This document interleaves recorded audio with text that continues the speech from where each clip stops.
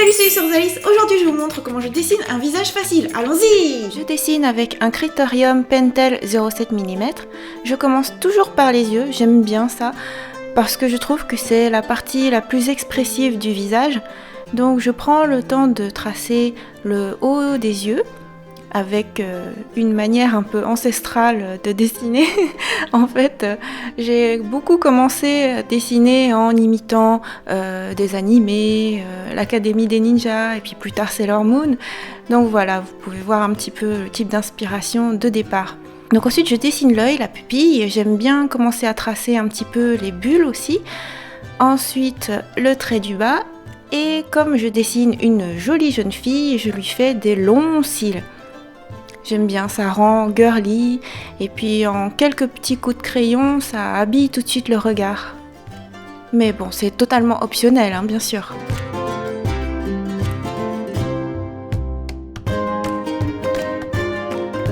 Voilà, donc déjà là, on obtient des yeux avec mon style. Ensuite, je réalise un tout petit nez. Pour info, le personnage que je dessine est extrait de mon livre Gourmandise japonaise. Il s'agit de ma Miss Nihon no Pan, le pain japonais. Donc c'est une petite jeune fille avec un style plutôt arrondi, un petit peu comme les pains japonais. Et un peu en tenue d'écolière, avec un grand regard, des petites pommettes et des cheveux longs raides. Donc je continue avec le deuxième œil. Ici, je réalise un portrait de 3/4. C'est la position du visage que je préfère en fait. Sinon, vu de face, ça pourrait être plus simple. J'aurais peut-être dû faire ça en première vidéo pour vous. Enfin, dites-moi si ça vous intéresse. En tout cas, là, l'objet, c'est de montrer comment je dessine d'une manière assez rapide. Par exemple, c'est comme ça que je dessine quand je donne des séances de dédicace. Après, j'agrémente un petit peu avec de l'encre de Chine ou alors avec des feutres japonais. Mais là, je vais vous montrer juste la partie croquis au crayon de bois. Donc toujours la même chose pour le deuxième œil, mis à part que son emplacement est légèrement différent par rapport au nez, bien sûr, puisque c'est de 3/4. Donc l'œil est légèrement un peu plus allongé, un petit peu plus écarté du nez.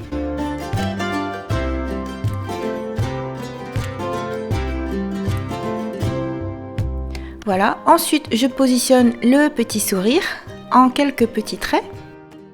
Bien sûr, je pourrais détailler davantage la bouche, mais ici c'est un style plutôt simple. Ensuite, je pose les sourcils pour continuer à donner l'expression avec le sourire. Donc ici, ce sont des sourcils plutôt arrondis.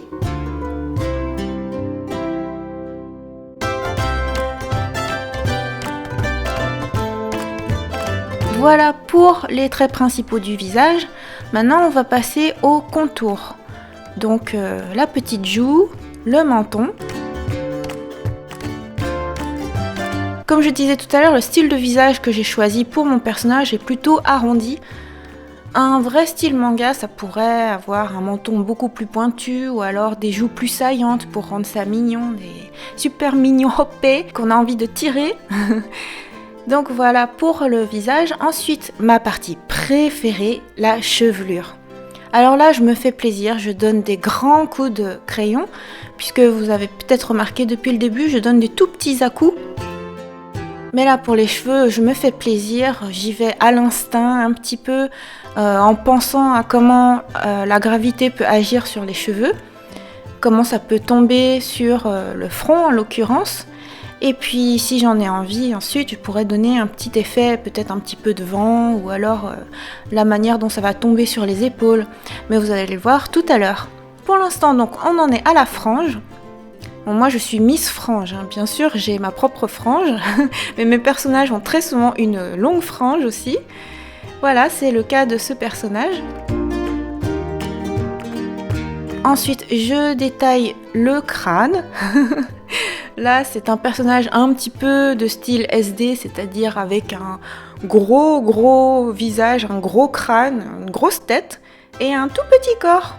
Et cela dit, pas si SD que ça quand même, un peu plus allongé. Enfin bref, c'est un style que j'ai défini moi pour mon livre Gourmandise japonaise.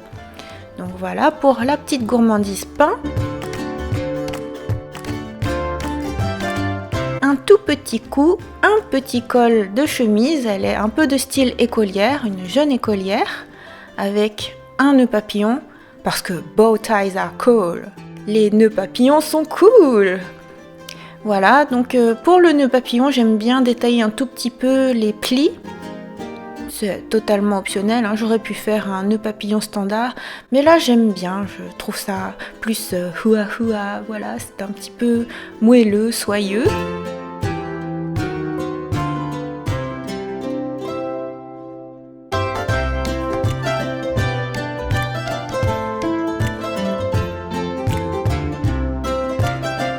Voilà, ensuite je termine le col de chemise.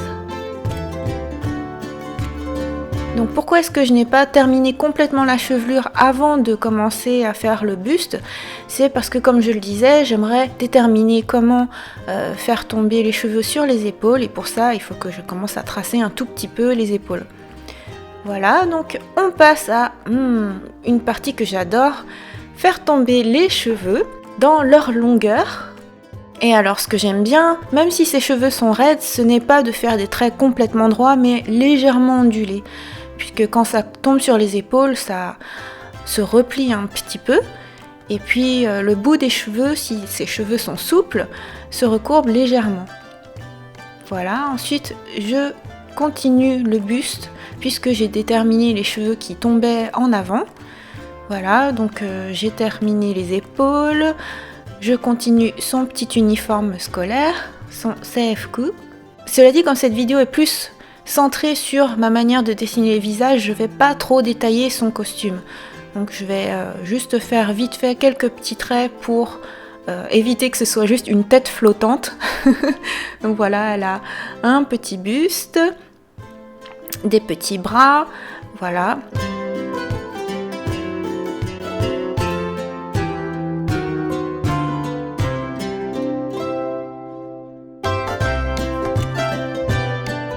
En fait, par rapport au Cara Design original, je l'ai rendu légèrement plus adulte, un petit peu moins super déformé. Mais voilà, ça reste le même personnage. Ensuite, on termine ma partie préférée, la chevelure arrière. Donc les cheveux qui tombent derrière le dos.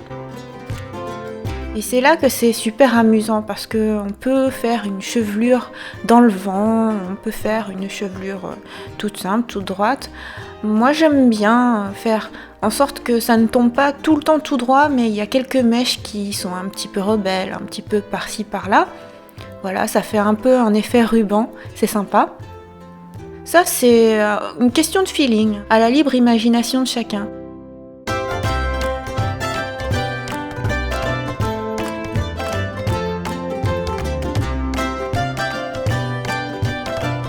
Voilà, donc je termine son CFQ jusqu'au bout de la feuille quand même.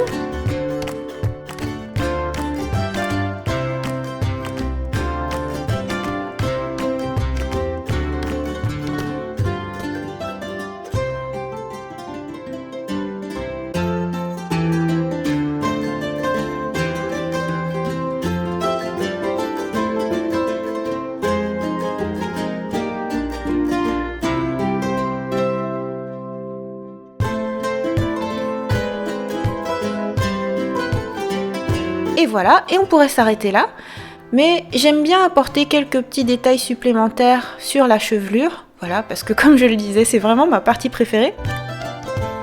J'aime bien donner l'effet de brillance, et alors paradoxalement, je le fais au crayon gris. Donc il faut un peu imaginer que ce que je suis en train de tracer, c'est les reflets du soleil sur ses cheveux. Mais j'aime bien en fait, ça donne une épaisseur un peu plus à la chevelure.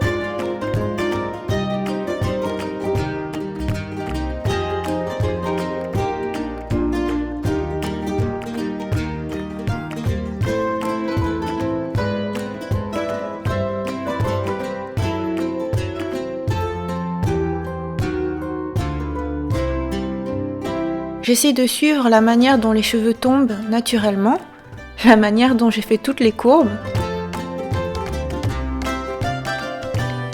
Et voilà, c'est terminé. Bon, comme ma main est passée un petit peu partout, il y a quelques endroits où Le crayon de bois a disparu, donc je retrace là où j'aimerais contraster un petit peu plus, en l'occurrence les yeux. J'en profite pour ajouter quelques petits détails, des petits rayons, des petites bulles, des petits reflets. Comme ça, c'est encore plus mignon.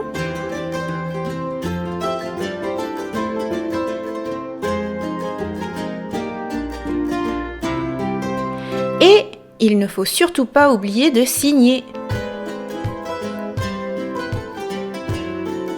Et voilà! Et voilà, c'est terminé! J'espère que cette vidéo vous a plu!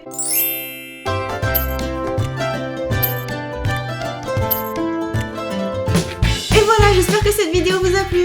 Alors là, je vous ai montré comment je dessinais sur papier pour vous montrer une manière accessible à tous, que vous pouvez reproduire très facilement. Vraiment juste papier, crayon, et puis même c'est même pas un papier spécial, là je vous l'ai fait sur un papier imprimante standard. D'habitude j'utilise plutôt un papier spécial feutre. Voilà. Mais en vérité, actuellement, je dessine plutôt sur mon iPad Pro avec mon Apple Pencil. Donc sur ma chaîne, il y a déjà des vidéos de speed painting avec l'Apple Pencil justement. Mais j'avais pas spécialement commenté parce que pour moi, le dessin, ça passe plus par l'observation et la pratique. Mais vous êtes plusieurs à avoir demandé en commentaire à ce que j'explique davantage comment je dessine et tout. Donc pour une première fois, je me suis dit que j'allais me prêter à l'exercice sur papier pour que ce soit vraiment accessible à tous. Mais par la suite, je pense le faire sur iPad Pro ou peut-être un petit peu des deux. Faire aussi des vidéos où je ne commente pas spécialement mais où je montre davantage de techniques peut-être parce que là c'est vraiment super rapide.